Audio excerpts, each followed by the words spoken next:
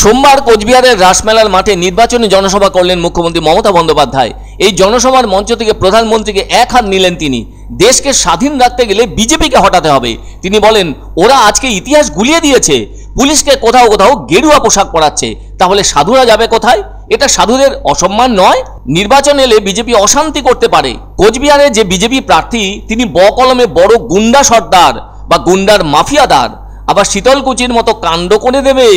যদি দেখেন 17 তারিখ স্লোগান দিচ্ছে, সংখ্যালঘু ভাই বোনেদের বলবো কেউ কোনো রকম প্ররোচনায় পা দেবেন না। ওরা হিংসে করে এনআইএ ঢুকিয়ে দেবে, ভোট বানচালের চেষ্টা করবে বলে কটাক্ষের সাথে বললেন মুখ্যমন্ত্রী মমতা বন্দ্যোপাধ্যায়। ইভিএম ভিভিপ্যাটের চিপ কে তৈরি করেছে? কমিশন কেন বলছে না? লোকে যে যেখানে ভোট দিক না কেন, শয়তানগুলোর ওপর ভোট গিয়ে পড়বে বলে ক্ষোভের সাথে বললেন বাংলার মুখ্যমন্ত্রী মমতা বন্দ্যোপাধ্যায়। তিনি আবারও বলেন, বিজেপি করলেই সব সাদা, ওয়াশিং মেশিন, তাই বিজেপি করলেই সাত দোষ মাফ। চোর ডাকাত গুন্ডারা সব বিজেপিতে ঢুকেছে। বাংলায় কংগ্রেস সিপিএম বিজেপি হাতে হাত ধরে লড়ছে। কেরালায় সিপিএম ও কংগ্রেসের মধ্যে কুস্তি, আর বাংলায় মস্তি। বাংলায় তৃণমূল কংগ্রেস একাই লড়ছে। আসন সমঝোতার জন্য বলেছিলাম, ওরা শোনেনি। তাই অল ইন্ডিয়া পলিটিক্স আমরাই ঠিক করব। তৃণমূল যত জিতবে বিজেপিকে ততই আমরা দেশ থেকে তাড়াবো। মমতা বন্দ্যোপাধ্যায় বলেন, কোচবিহার বিমানবন্দর দিল্লির টাকায় নয়, আমরা তৈরি করেছি। তবে তিনি এদিন তার বক্তব্যের শুরুতেই বলেন, গরমেই আমাদের ভোট করতে হয়। এই বিষয়টা আমরা ঠিক করি না, নির্বাচন কমিশন ঠিক করে। মুখ্যমন্ত্রী এ প্রসঙ্গে বলেন, নির্বাচন কমিশন এটা বিজেপির সাথে কথা বলে ঠিক করে থাকে, আর আমাদের সাথে কথা বলে তো ঠিক করে না, কিন্তু আমরা মেনে নিই, মেনে নেওয়াই কর্তব্য আমাদের। তিনি এবার বলেন, আমি রাজনৈতিকভাবে অনেক প্রোগ্রাম কোচবিহারের মাটিতে করেছি। তিনি এবারে বলেন, সিপিএম ক্ষমতায় থাকলে অত্যাচার হতো, আসতো না। কখনো শীতলকুচি, কখনো তুফানগঞ্জ, কখনো মেখলিগঞ্জ, কখনো চ্যাংড়াবান্ধা কিংবা মালবাজারে প্রথম দেখতে গিয়েছিল আমি কে। এবার তিনি কোচবিহার জেলার উন্নয়ন প্রসঙ্গে বলতে গিয়ে রেল যোগাযোগের প্রসঙ্গ আনলেন। তিনি বলেন, 1966 সাল থেকে ট্রেন লাইনটা বন্ধ ছিল, কে চালু করেছিল? তিনি দৃঢ়তার সঙ্গে বলেন, আমি করেছি, আমি।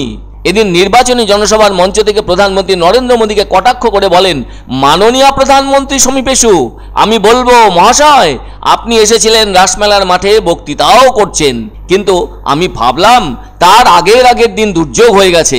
একবার জলপাইগুড়ির মানুষগুলোর কথা বলবেন, একবার আলিপুরদুয়ারের মানুষগুলোর কথা বলবেন, একবার কোচবিহারের ঝড়ে বিধ্বস্ত মানুষগুলোর কথা বলবেন, কিন্তু না, আপনি বললেন না।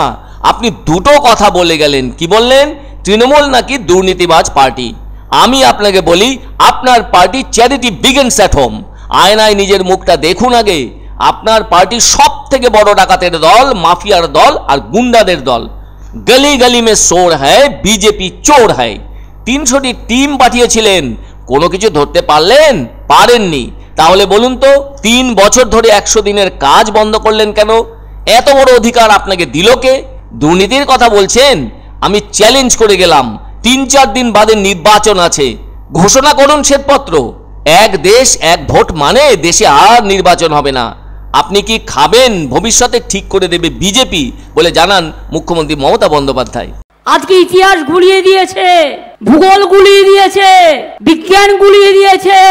পুলিশকে কোথাও কোথাও উর্দু পড়াচ্ছে, গেরুয়া ড্রেস।